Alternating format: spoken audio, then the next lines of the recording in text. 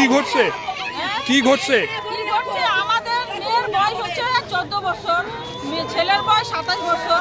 একটা ছেলে নাবালকের সঙ্গে কি করে প্রেম করলো, তারপরে আমাদের মনটা সরল, তখন তো খেলার বয়স, মনটা সরল। তো ওনাকে ফুসলাইয়ে বাড়ির থেকে বের করে নিয়ে এসে বলছে যে তোমার সঙ্গে আমার আমরা বিয়ে করি মন্দিরে। আমাদের মেয়ে চলে এসে আসার পরে রাত 13 তারিখে রাত্রে দুইজনে বাগানে গিয়ে হয়তো রেপ করছে আমাদের মেয়েকে। রেপ করে বলছে দুইজনে বিষ খেয়ে মরে যাবো। তো আমাদের মেয়ের মাথা কাজ করতেছিল না, তো বাচ্চা তো 9-এ পড়ে। তো কি করছে, ও ছেলে নাটক করে উজালা খেয়ে নিয়েছে যে আমি বিষ খেয়ে নিলাম 60-তে। আর আমাদের মেয়ে ঘাস মারা খেয়ে ফেলছে, ঘাস মারা হাতে ধরাই দিয়েছে।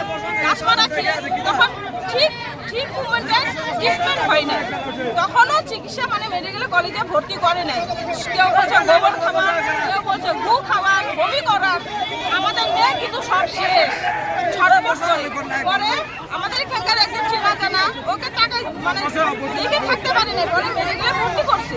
করার পরে 1 দিন রেখে গেছে, তখন ছেলেও ভর্তি নাটক করতেছে যে আমিও বিষ খেয়েছি। ডক্টর বলতেছে কি সব মেডিসিন দাঁড় করাই দিয়েছে, যে মেয়ে কোন ওষুধ খেয়েছে। ছেলে বলেই না, কোনো মতেই বলে না। তারপরে ডক্টর বলে কি তাহলে তো এটা ওর তো মানে ওর দেখে তো বুঝতে পারতেছে পেশেন্টকে, যে পেশেন্ট তো অন্য পর্যায়ে চলে যাচ্ছে, কিন্তু ছেলে নাটক করে যাচ্ছে, মানে বেহুশ হয়ে যাচ্ছে।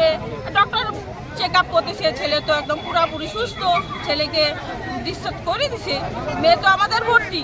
পরে আবার ফুসলাইয়ে 12টার সময় ভিজিটিং ওয়ার্ডে, তখন তো অনেক ভিড়, ওকে ছুটি করে নিয়ে চলে গেছে ভাই। ছুটি করে নিয়ে চলে যায়, মোমো চাউমিন একই তো ঘাস মারা ভিতরে। তারপর লবণ, ডক্টর লবণ খাওয়াই না, কিন্তু আপনারা সবাই জানেন তো, কিন্তু লবণ ঝাল মশলা খেয়ে ও মানে ফুসফুসি নষ্ট করে দিচ্ছে। অসুস্থ অবস্থায় গেল কিভাবে গেল?